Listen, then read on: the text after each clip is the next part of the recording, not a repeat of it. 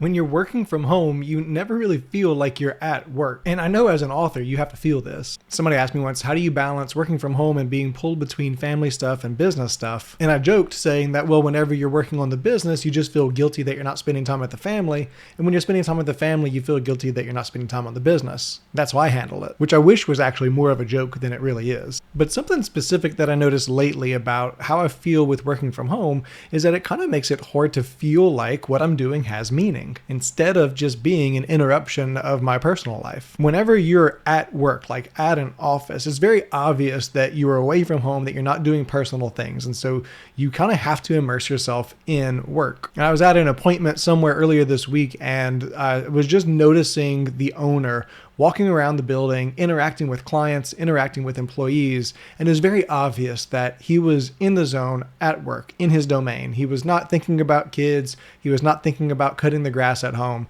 He was very much doing the thing that he probably feels called to do. And I honestly got a little bit jealous.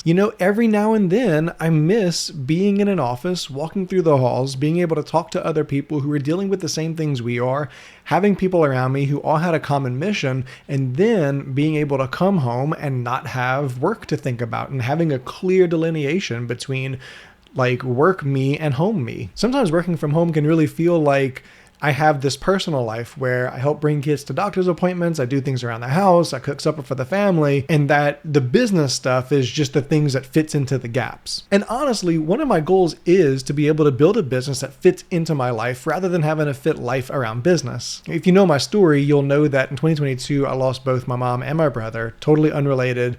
They both had cancer. They passed 2 months within each other. And that was the year I decided to leave my job at the bank, as a CFO, because I really wanted to be able to, instead of having a job or a career that I had to fit my life around, I wanted a life that I could fit my business around. And I guess if I feel like I am just fitting business around life, that I've kind of accomplished that goal, but it doesn't necessarily always feel fulfilling. And I feel guilty about it a lot of times. I feel like I should be spending more time doing work or focusing on the business. So if you've ever felt this way, if you ever feel guilty one way or the other, and you can't get either one right, or while you're at home doing work, you feel pulled away from family, and while you're with family, feel pulled away from work, there's 3 things that I've done that have helped with this, and maybe they'll help you too. So one of the things that I feel like has helped in almost every area of my life is setting expectations. Expectations of what I expect myself to do, but also expectations for what my team can expect of me, and what my clients can expect of me, and what my family can expect of me. Now, those expectations only really work if they're communicated. So for me, I feel like if I write down my own expectations of myself, I'm not going to work more than this many hours per day, or I'm going to make sure that I at least get this many hours of work in per day. If I can write those down, that helps to communicate that expectation to myself. But then the other side is communicating those expectations to my team. Not the things that I expect of them, that's important, but also, more importantly, what they can expect of me. How often they can expect me to be online answering questions. How involved they can expect me to be in certain areas of the business at certain times of year. Or also just expectations of hey guys, I'm going to be traveling for a little while, so I might be unavailable. And the same thing with clients, to let them know hey, I'm not going to be reachable for these couple of days, or you could expect this turnaround time on emails, but then also giving other ways of getting support from other people on the team. Because otherwise, what's the whole point of having a team if we can't rely on each other? I feel like setting those expectations and then communicating those expectations is huge, because then I don't feel guilty when something doesn't quite go the way that I would otherwise have expected it to go, or if I feel like somebody's waiting on me for something. One thing we did this year, I think I talked about it earlier, is whenever we got information in for a tax return, we actually look at our calendar to see when we expected to be able to start that tax return. And so we were able to communicate that to the clients on the front end, saying hey, thanks for submitting your information. We expect to start on your tax return on, say, March 2nd. So until then, just hang tight. You won't hear anything from us, but let us know if you have any questions. That helped a ton, because it helped the clients know that we received everything, but we wouldn't be able to look at it for a couple of weeks. And so there didn't need to be this constant back and forth of hey, did you get the stuff? Did you start? Do you have any questions for me? Where does everything stand? But something I've learned, whether it's with employees, family, team, yourself, whatever, is that expectations, I think, need to be recommunicated over and over, because what happens is we end up breaking our own expectations one way or the other, good or bad. And so if I tell you, hey, you can expect to hear from us within 3 days, but then I reply to every email that day, that's going to become the new expectation regardless of what I told you. So I don't know what this looks like. Honestly, I don't know if this is just like periodic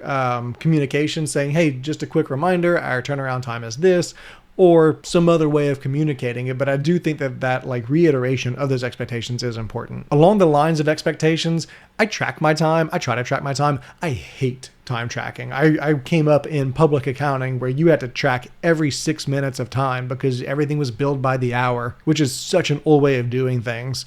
But whenever I started my CPA practice full time, I didn't track any time whatsoever. And so I had no idea how much time I was spending working, whether it was too much or too little. So now I try to track my time and break it between the different types of things that I'm doing. And I'm not really great at it and I'm not consistent at it, but at least that way I can have a vague idea of like, how much time have I been spending on the business? Is it enough or is it too much? Okay, so that's expectations. Next is it helps me to remember that different times of year and different times of life are going to look different, and that's okay. During tax season, it's going to be head down at the desk getting a lot of work done every single day. Same thing during extension season whenever the extension tax returns are due. But during the summer and during those few weeks between the extension deadline and the actual start of the next tax season, it's okay if things are a little bit more chill. And as an author, release deadlines are going to be really, really busy, but it's okay if times between releases just aren't that busy, and that's okay. And that actually brings me to the third point, which is that we have to remember, I have to constantly remind myself that